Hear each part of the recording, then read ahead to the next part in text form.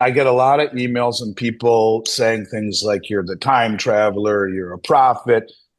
And at first it's kind of like shucks, geez, thank you. And then you start to think about some of those things. My wife said to me the other night, and this is not meant to, I'm not trying to glorify myself in any way. She says, "What if you are a prophet?" And I'm like, "Come on."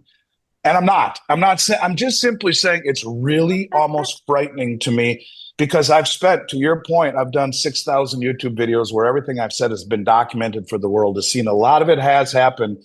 And I'm just a dude who maybe looks past the conventional wisdom of things and looks a little bit deeper and reads and digs and tries to, if I have one strength, it's seeing so many things and not looking at them as independent, looking at all of these Yeah. things as part of a bigger picture. And then for me, it becomes much more clear. I thank you for saying that. And it is weird. And I don't know how there's any way of even saying without sounding conceited. I'm not.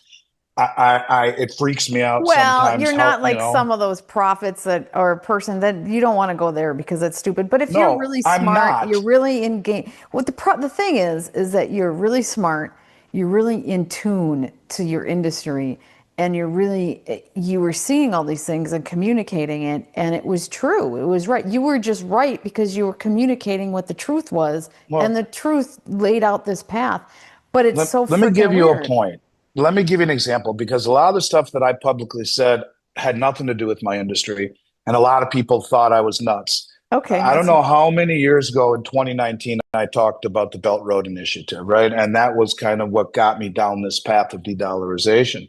And when you look at the Belt Road Initiative, it's 75% of human population. It's largely underdeveloped countries that are resource rich that are now being connected through with China's effort to bridge all of this through bridges and roads and Yep. and railroads and maritime channels and whatnot. The significance of it all of these years later is that the BRICS bridge program that you and I have talked about, M-Bridge, which is the cross-border payment system, that everyone just focused on it being the BRICS. And I brought up the BRICS in 2019 before anyone was talking about it. And the pushback has always been the BRICS aren't big enough. They're not, no one trusts them, blah, blah, blah. And I always said gold would be the anchor to that. Well, it is appearing very much so that gold is becoming the anchor to that system. I'm going to get to the Belt Road part in a second, because we've now seen a couple things that are putting all of this together. China has internationalized their yuan by now making it immediately convertible into gold like that without having to convert to dollars first, as they always have. Number two, the Shanghai Metals Exchange is building and has already constructed one, and now the second one, vaults throughout the Belt Road Initiative. The first one they built, however, was in Hong Kong, the duty-free zone, where if you are a country who trades with China over M-Bridge, which I talked about years ago, the cross-border system free from SWIFT, you have the ability to take those digital yuan and immediately send them back and receive gold for it and take possession of it.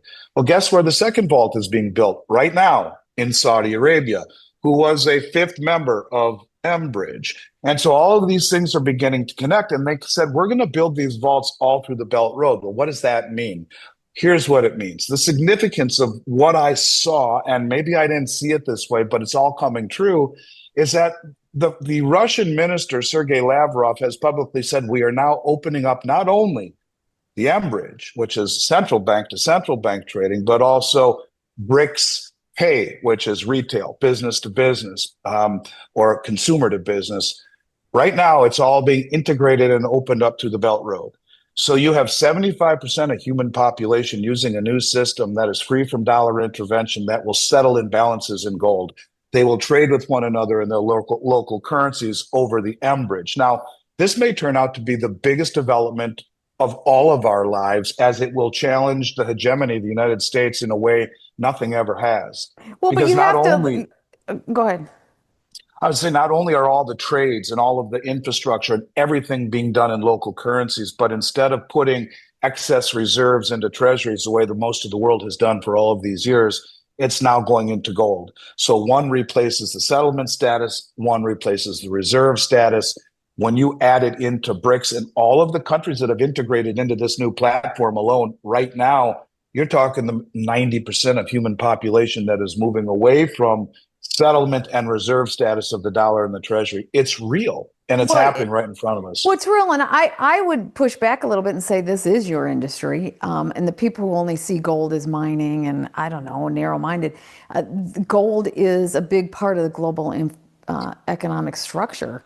And what you saw is you saw that, and I think that's what sets you apart. You're more of a global finance guy versus just a gold guy, because gold really is about global finance. And when you look at BRICS and you look at what's happening with the global reset, you can't ignore the fact that the most powerful people involved in the World Economic Forum and the IMF and the central banks, all of these guys are involved with BRICS. I don't know, but all of them with BRICS, but they're all involved with this global reset. And a large number of them that are both involved with the World Economic Forum are also involved with BRICS. You can't ignore that if you're going to be paying attention to the global financial system. And gold is a big part of the global financial system. The problem is that so many people in your industry, just like every industry, can't see what they're really part of. Yeah, and to me, it's the why that matters. The what is the irrelevant part. A lot of people maybe won't even listen to me because I own a gold company, and I've tried to really hard to lead by example, that say you can be a good person, you can provide a service, you can work really hard to help people and still run a business. Yeah, everyone wants to make money, but what have you done to contribute? And I put my name out there and have for 6 years now to an immense, the way you do. You understand the benefits and the drawbacks of being out there the way that you and I are, and I appreciate it. And I'll simply say this to you: I've never ever been more convinced in my career that we have entered a new monetary system. We're there right now with the passage of the Genius Act. Tether, if you look at Bo Hines, he's the CEO of USA Tether. I believe that's his last name.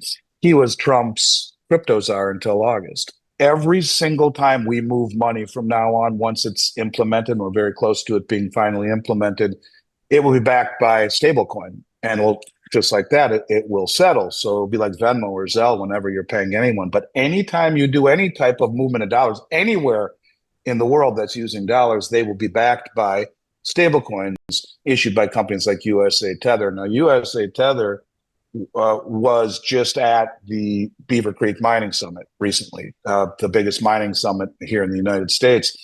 They've already bought over 8 billion in gold held in Swiss vaults. And when we use these stable coins, there's interest attached to the treasuries that are backing it. But when you spend the stablecoin, the stablecoin gets burned.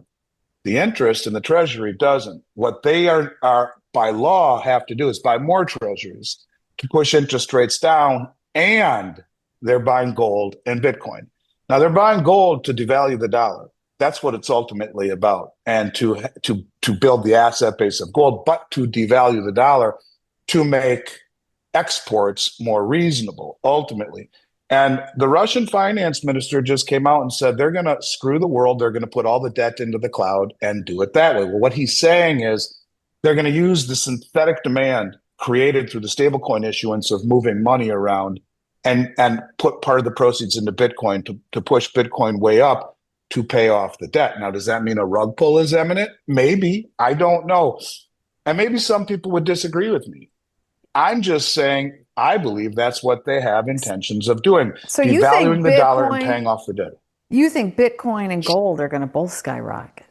I do. The point of it is that I could make an argument, and I don't want to fight with the Bitcoin crowd because I'm not a Bitcoin guy, but I think we are stronger together than apart.